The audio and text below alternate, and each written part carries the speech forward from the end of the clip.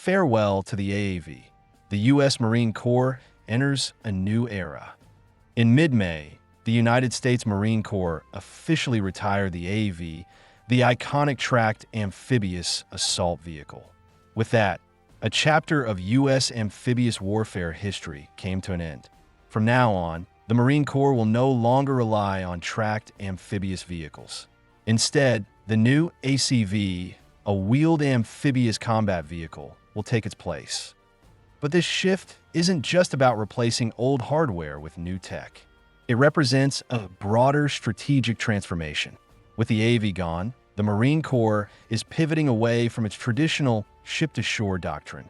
The focus is returning to sea-based, distributed operations, a move that fundamentally changes how the Corps fights. So what exactly makes the ACV better than the AAV? And what does this reveal about the evolving role of the Marine Corps?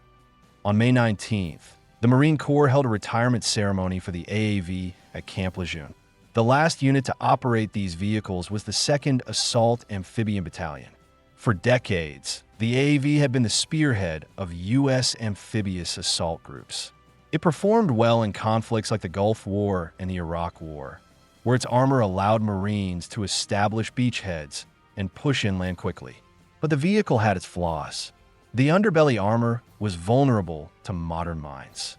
Its weapon systems could only fire when stationary, limiting firepower during movement. And in 2020, a tragic training accident killed 9 Marines, highlighting its aging design and safety issues. That's where the ACV comes in. Replacing the AAV with the ACV is more than just an upgrade. It's a signal that the Corps is adapting to new operational realities. Performance-wise, the ACV represents a leap forward. Its protection is over 3 times greater than the AAV's, with additional underbody armor to counter modern mines. Its main armament is a 30mm autocannon capable of firing tungsten core armor-piercing rounds, effective against small vessels and enemy ground targets. But perhaps more important than firepower is mobility and connectivity. Unlike the tracked AAV, the ACV is wheeled, offering better speed and agility. On land, it can reach over 105 kilometers per hour compared to the AAV's 72 kilometers per hour. It's also equipped with advanced digital command systems and a remote turret, enhancing both efficiency and crew safety. Still, the ACV isn't perfect. On paper, its water speed tops out at just 11 kilometers per hour, slower than the AAV. This means longer transit times at sea and greater exposure to enemy fire. It also carries fewer troops, 13 compared to the AAV's 25. That means you'd need twice as many vehicles to transport the same number of Marines, increasing logistical strain. At first glance, these might seem like drawbacks, but from the perspective of the Marine Corps' transformation, they're actually part of the plan. The AAV was built during the Cold War, designed for massive beach assaults. The ACV, on the other hand, reflects a modern vision, distributed maritime operations, advanced expeditionary basing, and the Marine Corps' ambitious Force Design 2030 plan. During the Cold War, the U.S. emphasized forward deployment, stationing forces close to potential hotspots. But after the Cold War ended, the military pivoted to a more expeditionary posture. Many overseas bases closed, and units began rotating from the U.S. on temporary assignments. The Marine Corps entered an era of joint expeditionary operations, often launching missions from American soil or distant bases. Ideally, the Marines were supposed to fill the gap between the Army, Navy, and Air Force. But as missions increasingly involved land-based counterinsurgency and rapid deployments, the Corps doubled down on ground combat. The AAV went unchanged for decades, while the Corps acquired tanks and armored vehicles like the LAV-25. Over time, it began to resemble a second army. That label didn't sit well with Marine leadership. In response, the Corps launched a modernization push in 2010. Leaders called for retiring outdated systems and reviving amphibious training. By 2014, the Corps published Expeditionary Force 21, a blueprint for returning to traditional amphibious and rapid response missions. It was during this period that the ACV was first introduced aiming to replace both the AAV and LAV-25.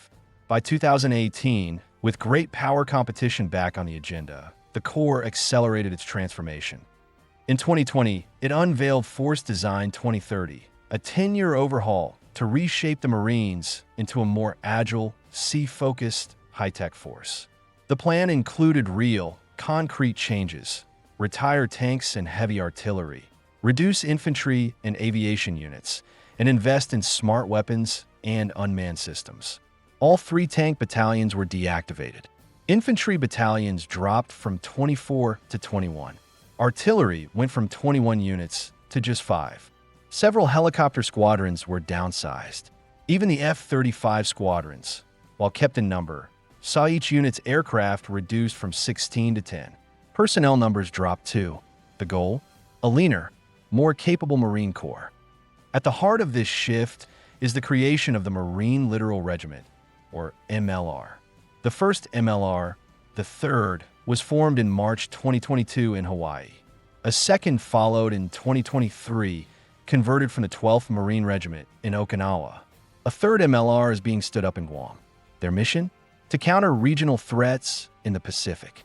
In a conflict, MLR would rapidly deploy Marines across island chains using amphibious vessels, then use drones, sensors, and anti-ship missiles to strike enemy targets. After contact, units would redeploy quickly using unmanned systems and naval transport, all within 48 to 72 hours. In short, this isn't about massed beach assaults anymore. It's about smaller, more flexible units that control the seas from land, using speed, precision, and distributed operations. The Marine Corps hopes to eventually make the MLR its primary fighting force. At the same time, the Corps is investing in new tech. It's doubling its drone squadrons from 3 to 6. It's adding an extra KC-130J squadron for aerial refueling and transport. The number of HIMARS rocket artillery units will grow from 1 to 3. And this is where the ACV really shines. Its mobility and digital backbone make it ideal for distributed warfare. It can serve as a mobile command post, coordinating operations across dispersed bases. Its advanced communications and sensors allow it to guide firepower and integrate with air and naval forces. On remote island outposts, the ACV could become the backbone of joint operations. Its smaller troop capacity? Not a problem. The Corps isn't planning mass landings anymore. It's prioritizing survivability, firepower, and battlefield awareness, not raw numbers. And unlike before, the ACV will be supported by newly developed light amphibious warships, giving MLR the ability to hop between islands quickly. This pairing, ACV and light landing ships, is the future of the Corps' amphibious strategy. In this context, the ACV is more than just a new vehicle. It's a symbol of everything the Corps is becoming: fast, networked, and ready for future war. So what do you think? Can the ACV live up to the mission? Will this transformation make the Marine Corps more lethal or more vulnerable? Let us know your thoughts in the comments below. Thanks for watching, and we'll see you in the next video.